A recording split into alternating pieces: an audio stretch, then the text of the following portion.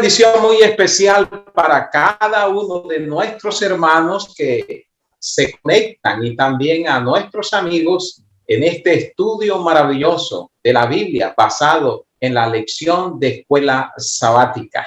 Jesús, el mediador del nuevo pacto.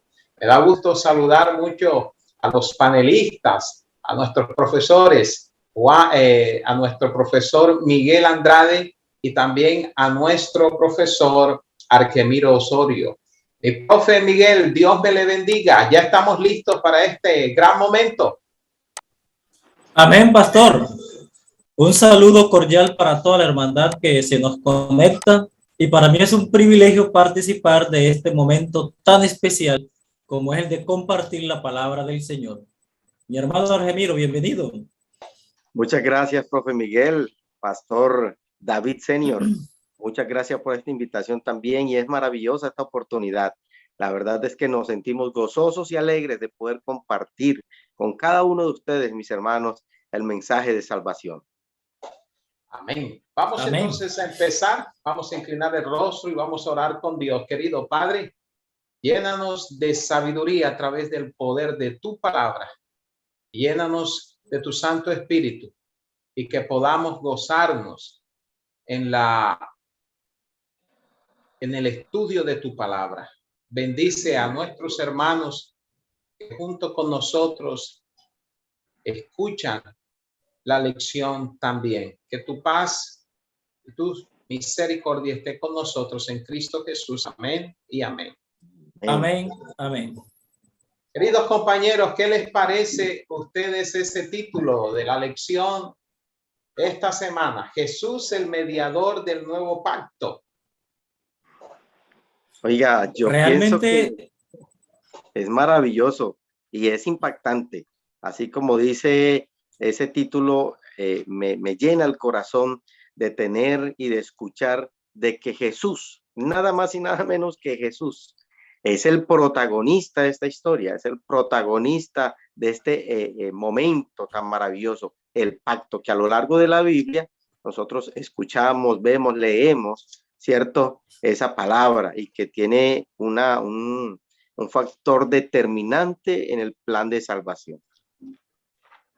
Y no solo Jesús, que es el protagonista, como usted lo anota, mi hermano Argemiro, sino que el título describe el oficio, o sea, a qué se dedica Jesús en el plan de salvación. Es decir, él es el mediador, el facilitador, y por eso el Padre ha pactado con nosotros un nuevo pacto. Amén. Completamente de acuerdo. El versículo de memoria, importante que lo leamos. Dice Hebreos capítulo 8, versículo 6. Pero ahora, me gusta ese ahora, es ahora, en nuestro tiempo, ¿verdad? Pero ahora, tanto mejor ministerio es el suyo, cuanto es mediador de un mejor pacto, establecido sobre mejores promesas. ¿A cuánto de nosotros nos gustan las cosas buenas, las mejores cosas? Yo creo que a todos. Pues aquí está este versículo. Aquí está este versículo para los amantes de las cosas buenas. Saben que este versículo me lleva a pensar en que Dios todo lo que hace, lo hace con el sello de su bendición. Interesante el versículo. 3 cosas mejores para nosotros, para sus hijos: un mejor ministerio, un mejor mediador y mejores promesas. ¿Quién no se va a poner feliz con promesas como esas? Tremendo, pastor. Oiga, y me llama la atención la forma como expresa la Biblia ese versículo. Yo lo veo como una exclamación, ¿cierto? Cuando dice, pero ahora tanto mejor ministerio es el suyo. Yo me quedo sorprendido y me llena el corazón cuando vemos ahí, dice, ¿cuánto es mediador de un mejor pacto establecido sobre mejores qué?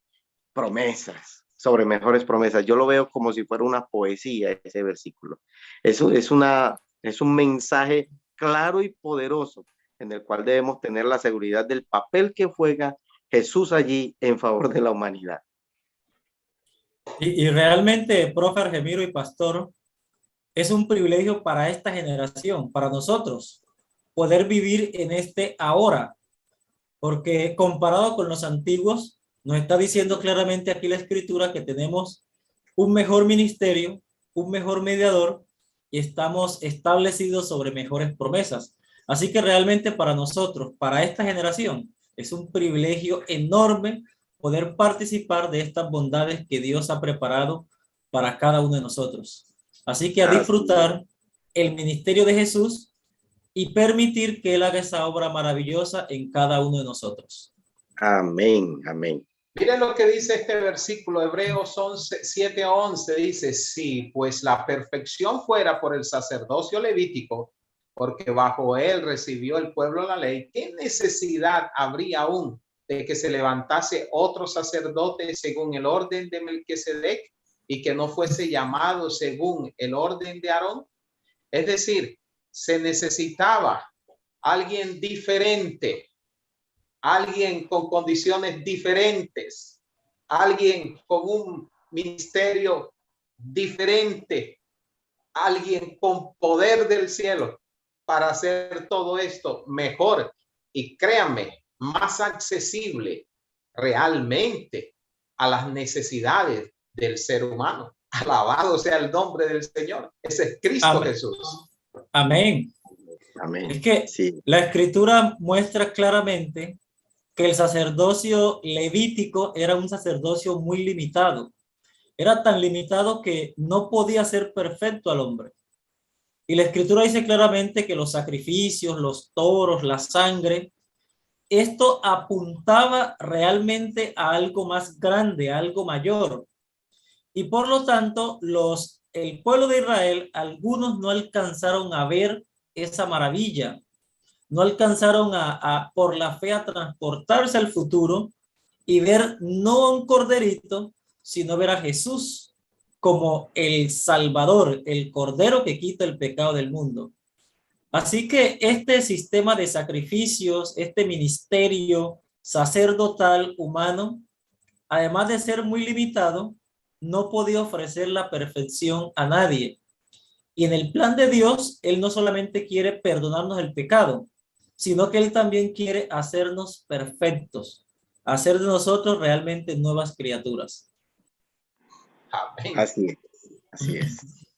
Yo estoy analizando entonces, según lo que dice el profe Miguel allí, ahí él estaba mencionando la necesidad de que ese pacto que el Señor había hecho inicialmente con el pueblo de Israel, ese pacto debía ser actualizado, debía ser cambiado. Surge la necesidad de un nuevo pacto, pastor. ¿Por qué? ¿Por qué se hizo necesario? Ahí sería bueno que reflexionáramos en eso, mis queridos hermanos. ¿Por qué era necesario que surgiera un nuevo pacto? ¿Cuál era la razón por la que aquel pacto debía ser renovado? Y entonces pensamos, el hermano Miguel ahorita comentaba, de que aquel pacto inicial, los israelitas iban a ofrecer sus sacrificios, ¿cierto? Desarrollaban toda esa ceremonia, pero ese sacrificio no era perfecto, no lavaba ni perdonaba los pecados completamente del pecador. Y entonces allí sería bueno que analizáramos el por qué era necesario ese nuevo pacto. Profe Argemiro y pastor, algunos hermanos, algunos estudiantes de la Biblia, cuando oyen hablar de un nuevo pacto y un antiguo pacto, dan a entender como que si el antiguo pacto era malo y el nuevo pacto es bueno. Pero ustedes saben que de las manos de Dios no sale nada malo. El problema no era el pacto, porque el pacto fue hecho por el mismo Dios. El problema era el pueblo, porque el pueblo no era perfecto. Y como dice el Antiguo Testamento, era un pueblo de dura cerviz. Entonces fue el pueblo el que violó el pacto. Y lógicamente, al un pacto estar quebrantado, se hace necesario renovarlo o pactar con otra generación. Y entonces ahí está enmarcado lo del pacto. Entonces concluimos aquí que el pacto antiguo era tan bueno como el nuevo pacto. Solo que dice el versículo de memoria que este está fundado sobre mejores promesas. Exactamente, y de allí es la importancia que comentáramos eso, porque es cierto, muchos pueden confundirse, ¿cierto? Al pensar de que el pacto anterior era malo, y el pastor ahorita también lo mencionaba, y el hermano Miguel lo comprobaba también. Si fue algo que salió de las manos de Dios, una idea divina, ¿cierto? Todo ese sistema de sacrificios y el pacto que se hizo inicialmente con el pueblo de Israel salió a las manos de Dios, no podía ser nada malo. Simplemente había que ahora con nuevas promesas venía recargado para nosotros. Decía ahorita el hermano Miguel que nosotros somos privilegiados en vivir en este tiempo. ¿Por qué? Porque ahora hay nuevas promesas para nosotros. Pero es el mismo pacto. Completamente de acuerdo. La Biblia solamente tiene dos referencias en lo que tiene que haber que decir sobre este sacerdote, ¿no? Y una de esas citas la encontramos en Génesis, Génesis 14, 17, y la segunda la encontramos nosotros en el Salmo 110. Y es interesante que cuando nosotros leemos esas citas, a pesar que son tan escasas, tienen una profundidad hablando del nuevo pacto, de las nuevas promesas, del nuevo mediador, porque cuando nosotros lo analizamos, miren ustedes lo que se encuentra en Génesis capítulo 14, versículo 17 al 20, cuando el sacerdote se le presenta, ¿verdad?, a Abraham. Ahora, si somos cuidadosos en leer este ser que aparece en este versículo, Melquisedec, no solamente era ¿qué? Rey, sino también ¿qué? Sacerdote. Sacerdote. Claro. Es decir, esto en el sacerdocio arónico no solamente era imposible, sino que era contrario, porque el sacerdote debía ser única y exclusivamente sacerdote. ¿Recuerdan ustedes cuando Saúl, el rey Saúl, quiso oficiar como sacerdote y ofrecer sacrificio? Yo creo que fue una de las cosas, ¿verdad?, que él hizo y que Dios retiró la gracia sobre su reinado. ¿Por qué? Porque no podían hacerse dos cosas. Por eso es un nuevo mediador, porque ahora Jesús, nuestro mediador, es rey. Y yo digo un amén por eso. Amén. Pero también es un sumo sacerdote. Alabado sea el Señor. Por eso amén. No hay nada que nos deje a nosotros con duda del por qué el oficio, el trabajo como mediador de Cristo Jesús no solamente es explícito, llena todas las expectativas del ser humano, sino que es mejor. Y termino esta parte diciendo, cuando tú lo lees en el Salmo 110, versículo 14, es un texto maravilloso, dice, poderoso, dice, juró Jehová y no se arrepentirá, tú eres sacerdote para siempre, según el orden de Melquisedec. ¿Saben, queridos amén. Hermanos, queridos profesores? El trabajo de Jesús como sacerdote, como rey, era tan diferente, mucho mejor, porque estaba implícita también la parte eterna de nuestro sumo sacerdote Cristo Jesús. ¿Qué sacerdote humano podía hacer eso? Nadie. Por eso es mucho mejor. Así es, así es. Bueno, yo reflexiono también en este momento en el papel que juega la ley en este proceso, ¿cierto? En el papel que juega la ley en este proceso. Y bueno, nosotros sabemos que la ley es el reflejo del carácter de Dios, ¿cierto? Pero la ley, por más perfecta que sea, la ley no nos salva. Por más perfecta que sea, ¿cierto? Nosotros sabemos que son el reflejo del carácter de Dios, son la esencia de Dios mismo, pero aún así, ¿por qué la ley no puede salvarnos? ¿Por qué la ley no puede otorgarnos ese privilegio? Y ahí tenemos el ejemplo del espejo, ¿cierto? Ya nosotros tenemos añitos encima y de pronto ya se puede ver en nuestro rostro algunas evidencias del paso de los años. Pero cuando me veo en el espejo, el espejo no me permite a mí eliminar las arrugas o el efecto de los años, ¿cierto? No significa que estamos viejitos, ¿cierto? Pero la ley no nos permite a nosotros, así como el espejo no me puede a mí quitar ese efecto de los años, la ley tampoco me puede dar la salvación. Simplemente la ley es la que nos conduce, la que nos muestra, es una guía, dice el folleto, que la ley es una guía, ¿cierto? Que nos conduce a Cristo Jesús. En otras palabras, por más perfectos que sean los mandamientos y por más buenos que sean, no pueden causar la salvación, y eso lo encontramos ahí en Romanos. Romanos es explícito en eso. No es por medio de la ley. Es que mi profe Argemiro, es relevante lo que usted dice y la Biblia de la lección de esta semana también lo confirma, porque se pone a Jesús como el mediador. Y ya decíamos que mediador, además de ser un árbitro que está puesto entre dos partes, o un negociador que está entre dos partes que están en conflicto, o tal vez un testigo, pero la lección enfatiza que Jesús es el fiador, es la garantía de que Dios va a cumplir con todo lo que ha hecho. Por eso decimos que este pacto está basado sobre mejores promesas, porque tenemos la garantía, no un asunto del futuro, sino un asunto del pasado, porque ya Jesús al morir en la cruz, él pagó por nuestra deuda. En cambio, los antiguos tenían que mirar por fe a través del Cordero a Jesús, pero nosotros miramos hacia el pasado y encontramos que las promesas de Dios, la salvación nuestra, están clara, está cimentada en Jesús. Por lo tanto, la ley cumple un papel muy importante, como usted lo anotaba, y ustedes recordarán que en el pasado y también en el presente, todo pacto tiene unas cláusulas, tiene unas estipulaciones en las cuales ambas partes se comprometen. Y cuando una parte de las dos comprometidas no cumple, entonces está violentando las normas del pacto y se hace necesario revisar ese pacto.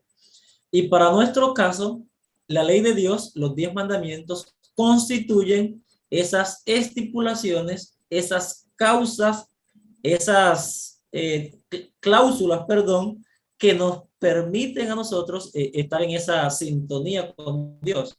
Por lo tanto, en este nuevo pacto, la ley ya pasa de estar en tablas de piedra, como era en el antiguo pacto, guardada en un santuario que era el templo, y dice el apóstol Pablo, como también Jeremías, que él va a escribir esta ley ¿dónde? En nuestra mente y en nuestro corazón, de tal manera que todos nosotros vamos a conocer quién es nuestro Dios. Por lo tanto, esto es vital porque Dios no nos deja solo. Él nos pone la ley, pero entonces también nos da la ayuda necesaria.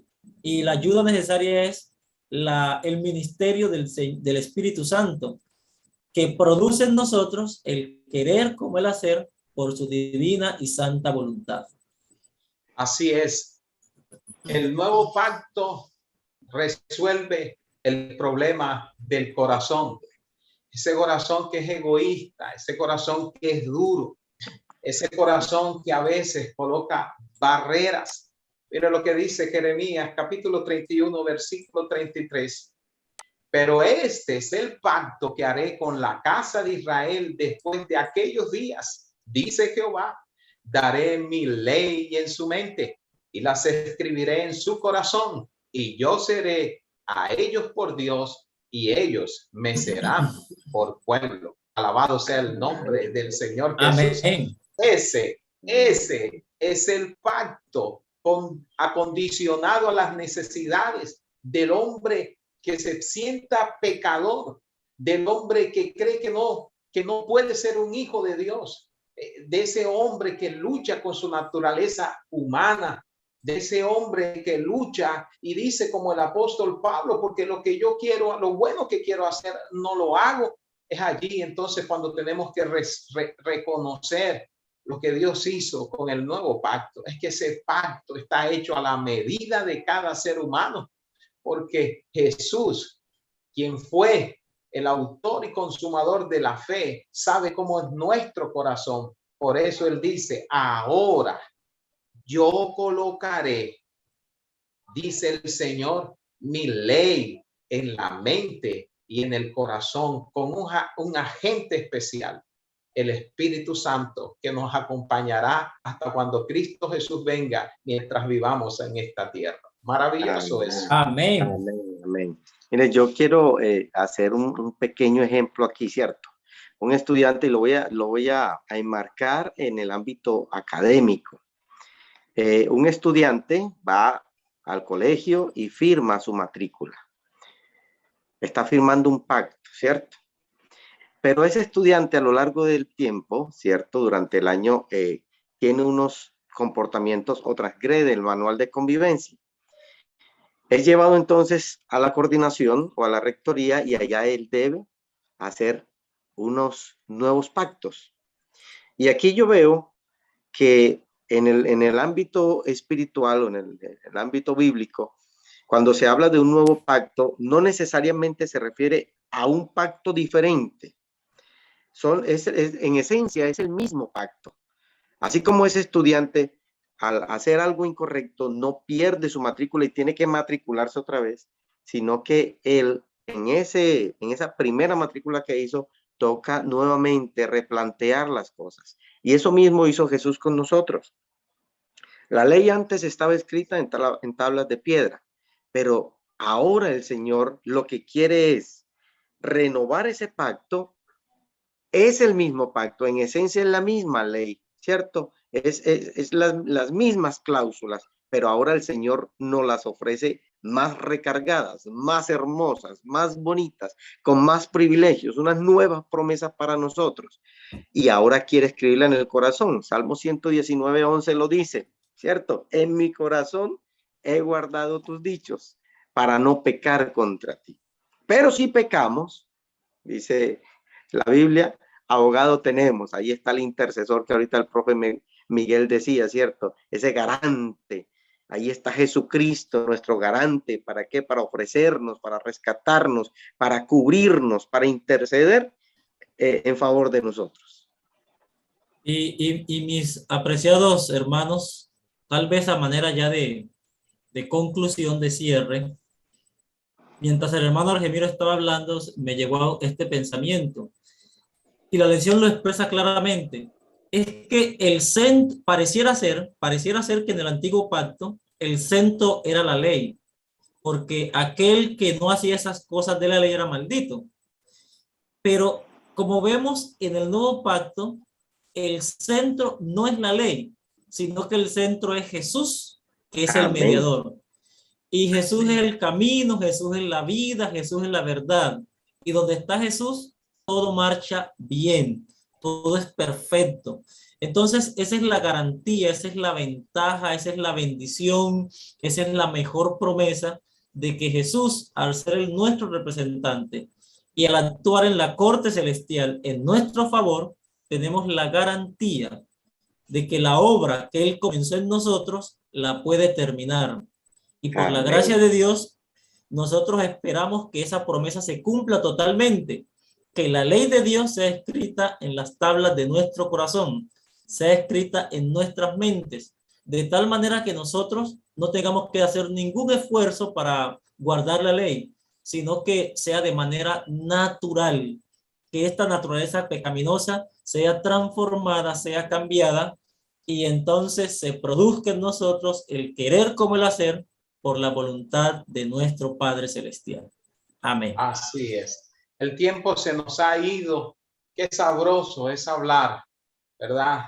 De la palabra del Señor y hacerlo en el poder de su palabra. De su palabra. Así que el tiempo se nos ha ido. Gracias, profe Miguel. Gracias, profe Argemiro, y a nuestros hermanos que nos han escuchado y que nos están viendo. Ellos puedan saber que hay un pacto hecho por aquel que es fiel y que cumple sus promesas, porque tenemos un mejor mediador, un mejor sacerdocio, y mejores son las promesas y su ministerio. Que Dios les bendiga grandemente. Un abrazo, y que recordemos que Cristo Jesús es nuestro mejor mediador. Dios les bendiga. Ricas bendiciones para todos. Bendiciones.